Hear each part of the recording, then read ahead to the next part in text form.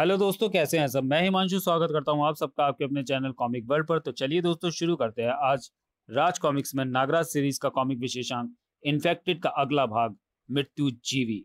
तो चलिए दोस्तों फिर शुरू करते हैं। जीवन मृत्यु देने का अधिकार तेरे भगवान से छिन चुका है। पृथ्वी का हर जीवित व मर प्राणी अब मेरा गुलाम है। अब से बोका राक्षी इस सृष्टि का विधाता है। अपने नए भगवान के सामने सिर झुका नागराज। विधाता का काम जीवन देना है, गुलाम बनाना नहीं। तुझे भयानक मौत देकर साबित करेगा नागराज की तू भगवान नहीं, पाप का बीज है। कसम है मुझे देव काल जय की, आज के बाद किसी को भी नहीं बनाएगा तू मृत्यु जीवी। कठोर पथरीली जमी धरती पर व्यग्रता से पड़ते वो फूलों से भी नाजुक पैर बुरी तरह लहूलुहान हो चुके थे। घायल कदमों की लड़खड़ाती चाल बता रही थी कि या तो उनकी स्वामिनी की जान खतरे में थी या उसकी अस्मिता। तेरे रूप सौंदर्य ने यक्ष राक्षस गरलगंट का मन मोह लिया है। मांत्रिक सर्पणी मृतकाक्षी, हम तुझे अपनी पत्नी बनाना चाहते हैं, परंतु सिर्फ आज रात्रि के लिए। हैवान उस पर ऐसे टूट पड़ा जैसे भूखा शेर असहाय मृग पर झपटता है। सारा वातावरण लड़की की बेबसी भरी चीख से गूंजता रहा, परंतु उसे बचाने वाला वहां कोई नहीं था। सदियों पहले हुए उस कृकृत्य से शुरुआत हुई सृष्टि की सबसे भयावह रक्त गाथा की, जिसका अंत मानव जाति के विनाश के साथ होगा। Date 7 October 2009, time 11:17 AM, place Akbarpuri city, north India. अरे ये बादल हरे कैसे हो गए? ये सब ग्लोबल वार्मिंग का असर है। उफ, कैसी बारिश है ये।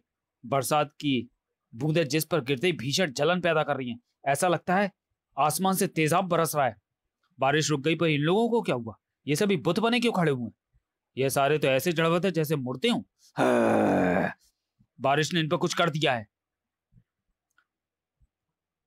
अभी अभी प्राप्त सूचना के अनुसार उत्तर भारत के विभिन्न शहरों में विचित्र बादलों से हुई बरसात के भीगने से लोगों के इन्फेक्टेड होने की खबर आ रही है।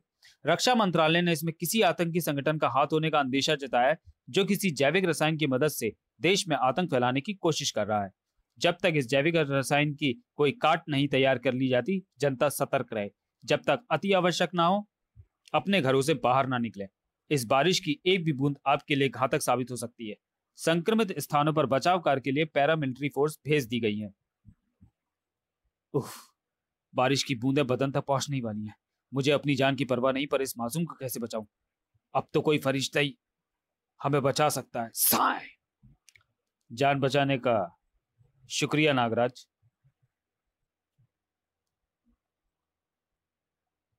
आई एम मेजर कत्लकर। परंतु तुम यहां पहुंचे कैसे? मैंने न्यूज में बादलों के कहर के बारे में सुना। यह बादल उत्तर पूर्व की ओर बढ़ रहे हैं। बस इसी आधार पर दिशा का अनुमान लगाते हुए मैं यहाँ आ गया, और मेरा अनुमान सही निकला। बारिश में भीगते सभी लोग बरसात रुकते ही संक्रमित हो जाएंगे और सामान्य नागरिकों पर हमला कर देंगे। हमें इनको क्वारंटाइन करना होगा। क्वारंटाइन? इन्फेक्टेड होने के बाद ये सभी वहशी बन जाते हैं। या तो इंसानों को मारकर अपना आहार बनाते हैं, या फिर उन्हें इन्फेक्टेड करके अपने जैसा बना देते हैं। इनकी संख्या इतनी तेजी से बढ़ती जा रही है कि जल्दी आधे से ज्यादा देश की आबादी इन्फेक्टेड हो जाएगी। मिलिट्री फोर्स सभी इन्फेक्टेड को पकड़कर आइसोलेशन में डाल रही है, ताकि वो किसी को नुकसान न पहुंचा सके। हम इनको तब तक के लिए क्वारंटाइन कर रहे हैं जब तक कि एंटीडोट तैयार नहीं हो जाता। परंतु सभी इन्फेक्टेड को एक साथ पकड़ पाना बेहद दुष्कर कार्य है। अब तक हमारे 20 जवान इन्हें पकड़ने में इन्फेक्टेड हो चुके हैं, और 2 इनकी भूख के शिकार हो चुके हैं। मॉन्स्टर्स, मॉन्स्टर्स, नागराज भैया, मॉन्स्टर्स आ रहे हैं। अरे इस बच्चे को क्या हुआ? इसका नाम माही है। इन्फेक्टेड हो चुके लोगों को हमले में से बचाते हुए उसके पिता मारे गए। इन्फेक्टेड के इस पर हमला कर पाने से पहले ही मैं ठीक वक्त पर पहुंच गया। मैं इसे किसी सुरक्षित स्थान पर पहुंचाने की सोच रहा था, परंतु इससे पहले ही न्यूज पर उस रहस्यमय बारिश की खबर सुनकर मुझे यहाँ आना पड़ गया। नागराज भैया, मैं सच कह रही हूँ, मॉन्स्टर्स आ रहे हैं। सफर के दौरान मुझे पता चला कि ये बच्ची देख नहीं सकती, परंतु फिर ये बच्ची देखने का दावा कैसे कर रही है? और जिस तरफ ये इशारा कर रही है वहां तो कुछ भी नहीं है। बारिश रुकने वाली है। Commandos get ready. बारिश रुकते ही भीगे हुए इन्फेक्टेड लोगों को दबोचना है।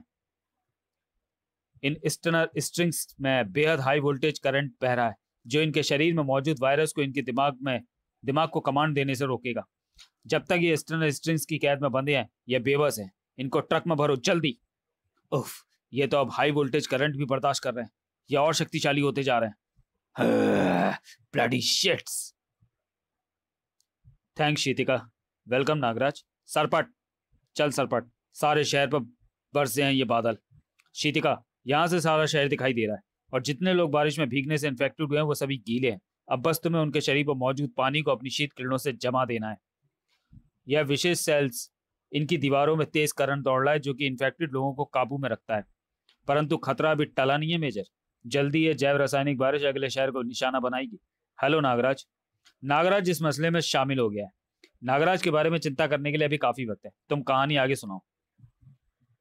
अपने लिए न्याय मांगने मृतकाक्षी मांत्रिक सर्प सम्राट नागश्रेष्ठ के पास पहुंची, परंतु मिली सिर्फ निराशा।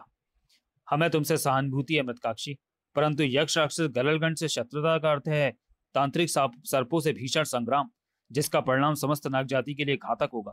हम एक नाग कन्या के अन्याय का बदला लेने के लिए समस्त नाग जाति को संकट में नहीं डाल सकते। उसने नाग जाति नहीं, मानव, देव, यक्ष, गंधर्व, सृष्टि के हर प्रतिनिधि के दरबार में न्याय की गुहार लगाई, परंतु गरलगंड के कोप का सामना करने का साहस किसी में नहीं था। इस नागिन को यदि किसी ने भी आश्रय देने का दुस्साहस किया तो वो गरलगंड का परम शत्रु होगा। निकालो इसे यहां से, वरना गरलगंड का कहर हम पर बरसेगा। हर दर्द से अपमानित करके निकाली गई वो। अपमान की अग्नि ज्वालामुखी बनकर उसके सीने में धधक रही थी। यह समस्त ब्रह्मांड अपराधी है मेरा। जिस पाप के बीज के कारण मेरा बहिष्कार हुआ है वही इस ब्रह्मांड के नाश का कारण बनेगा। भले ही सारा ब्रह्मांड मेरा तिरस्कार कर दे, पर यह धरती जो खुद जननी है, सारी सृष्टि की माता है, मुझे सहारा जरूर देगी। हे धरती मैया, अपनी इस बेटी को अपने आगोश में ले लो। धरती ने उसे अपने गर्भ में स्थान दिया, जहां वो समाधि लगाए अपने पुत्र के जन्म की प्रतीक्षा करती रही। परंतु ब्रह्मांड के साथ साथ स्वयं विधाता भी उस अबला के विरुद्ध हो गया था। नहीं, मेरा पुत्र मृत पैदा हुआ है, यह अन्याय है। उसके सब्र का बांध टूट गया। देव कालजयी, तूने भी अन्याय का साथ दिया। किस अधिकार से छीना तूने मुझसे मेरा पुत्र? जो न्याय ना कर सके वो विधाता काहे का? अपने अधिकारों पर अहंकार करने वाले देव कालजयी, मैं तुझे शाप देती हूँ। जीवन मृत्यु पर से तेरा नियंत्रण हट जाएगा। ना तो तू किसी को जीवन दे सकेगा और ना ही किसी का जीवन छीन सकेगा। कौन हो तुम? Manmohini, miss killer. मुझसे क्या चाहती हो? बड़े रूखे इंसान हो। इतनी खूबसूरत लड़की सामने देखकर भी ऐसी जहरीली वाणी बोल रहे हो। खैर, क्यों ना हो, आखिर तुम तो विश्व के सर्वाधिक जहरीले इंसान हो। मेरा परिचय तो तुम्हें मेरी जैव रासायनिक बारिश और इन्फेक्टेड से मिल ही गया। यह सब तेरा किया धरा चुड़ैल। You are hurting my feelings. Anyways, अब मेरा बात करने का मूड नहीं रहा। मैं अपनी चाहत का इजहार करने के लिए अपने मैसेंजर्स तुम्हारे पास भेज रही हूँ। Enjoy their company. और ये जमीन इतनी बुरी तरह कैसे कांपने लगी? लगता है भूकंप आ रहा है। ऐसा लग रहा है जैसे विशाल हाथियों का झुंड जमीन के नीचे दौड़ रहा हो। अष्टभुज, सरपट, सर्वांग, ये है क्या चीज? मॉन्स्टर आ गए हैं दीदी। यह दोनों नागराज जो सरपट को घेर रहे हैं। This is major Katlakar. Prepare for aerial attack. Boom! हमें भी नागराज की मदद करनी होगी। माही के मेरे पास होने की वजह से मैं भीषण वार नहीं कर सकती। अत्यधिक ताप से माही को भी खतरा हो सकता है। इन पर तो हमारे वारों का असर ही नहीं हो रहा है। Sea attack! Boom! What the hell are these creatures? इन पर स्कूडो मिसाइल्स का भी असर नहीं हुआ। सर, जरा नीचे देखिए। कहानी रोचक है, पर तुम्हारी बीच बीच में इंटरवल्स करने की आदत मुझे परेशान कर रही है। सॉरी, मेरा माइंड कहीं भटक गया था। खैर, आगे क्या हुआ? मृतकाक्षी के श्राप की भीषणता का एहसास देव कालजयी को भी था, अतः उन्हें प्रकट होना ही पड़ा। ठहरो मृतकाक्षी, ये क्या अनर्थ कर रही हो तुम? जीवन मरण तो विधि का विधान है, हम उसमें हस्तक्षेप नहीं कर सकते। परंतु विधि का विधान तो विधाता के हाथ में ही होता है। हे देव कालजयी, क्या मेरे साथ हुआ अत्याचार आपको दिखाई ना दिया? हर पीड़ा को मैं सह गई सिर्फ अपनी संतान के लिए, ताकि एक दिन वो मुझे न्याय दिलाए, परंतु आपने उसे भी मुझसे छीन लिया। यह सत्य है कि तुम्हारे साथ घोर अन्याय हुआ है। मृतकाक्षी की भावनाओं के आवेश में बहकर देव कालजयी ने ले लिया वो निर्णय जो उनके पतन का कारण बनने वाला था। इस बालक के शरीर में जीवन, ऊर्जा या आत्मा तो नहीं है, परंतु हम अपने जीवन का एक अंश इसे देते हैं। अपनी मृत्यु के बाद भी यह जीवित है, इसलिए यह कहलाएगा मृत्यु जीवी। अरे, पर मृतकाक्षी के सांप का क्या हुआ? अपने बालक के नव जीवन ने मृतकाक्षी की क्रोधाग्नि को शांत कर दिया, परंतु दिया हुआ श्राप वापस नहीं हो सकता था। परंतु ईश्वर चालाक होते हैं। देव कालजेई ने श्राप से बचने की युक्ति निकाल ली। यह श्राप अधूरा है मृतकाक्षी। तुमने मुझसे जीवन मृत्यु देने का अधिकार छीने जाने का श्राप दिया, परंतु यह निर्धारित नहीं किया कि यह अधिकार मुझसे कब छीनेंगे। मैं समझ गई, आप निश्चिंत रहें, मैं श्राप का समय निर्धारण कभी नहीं करूंगी।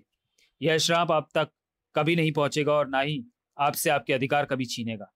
परंतु इस श्राप की बदौलत मैं आपको कठपुतली की तरह कभी भी नचा सकती हूँ। आप मेरे वश में आ गए, यानी सारी मांत्रिक सर्व जाति मेरे नियंत्रण में आ जाएगी। मैं पृथ्वी के गर्भ में ही रहकर अपने पुत्र को हर तरह की शिक्षा दीक्षा दूंगी। इसे सर्वश्रेष्ठ योद्धा बनाना है ताकि ये मेरे अपमान का बदला ले सके। अरे, कहानी सुनाते सुनाते फिर कहां भटक गए तुम? उस भयानक युद्ध पर टिकी हुई थी कई गिद्ध दृष्टियां। खुशखबरी है मदाम, दूसरा चरण पूरी तरह सफल रहा। परिणाम सकारात्मक है। गुड। मेरा बरसों पुराना सपना साकार होने की कगार पर है। यह यंत्र देख रहे हो कर्नल? यह मेरा बनाया पावर मीटर है। यह यंत्र किसी भी जीवित प्राणी में मौजूद शक्ति को यूनिट्स में आंक सकता है। अब तक इसने सर्वांग की शक्ति 1200 यूनिट्स और अष्टभुजी की शक्ति 1500 यूनिट्स आकी है, जबकि नागराज की शक्ति का लेवल इस वक्त 0 यूनिट शो कर रहा है। मिस किलर की मृत्युजीवी सेना के 2 अदने सिपाहियों के सामने भी नहीं टिक सका नागराज। मुझे अफसोस है। उसके चॉकलेटी चेहरे पर तिल आ गया था मेरा। सर्वांग और अष्टभुज को नागराज के साथियों को भी खत्म करने का निर्देश देना है। उसके बाद हमारा चरण भी शुरू हो जाएगा। निर्देश मिल चुका था। नागराज के साथी अपने अंत से मात्र कुछ सेकंड की दूरी पर थे और उन्हें बचाने वाला कोई भी नहीं था, या शायद था। मदाम, पावर मीटर की ओर देखिए। What the hell is this? Nagraj का पावर लेवल तेजी से बढ़ता दिखाई दे रहा था। यह असंभव है। नागराज का पावर लेवल 10,000 यूनिट्स तक पहुंच गया है। या और यह अभी भी बढ़ता ही जा रहा है। तो चलिए दोस्तों, वीडियो को यहीं समाप्त करते हैं और मिलते हैं राज कॉमिक्स में नागराज के कॉमिक विशेषांक मृत्युजीवी के दूसरे भाग में अगले वीडियो में। तब तक के लिए धन्यवाद।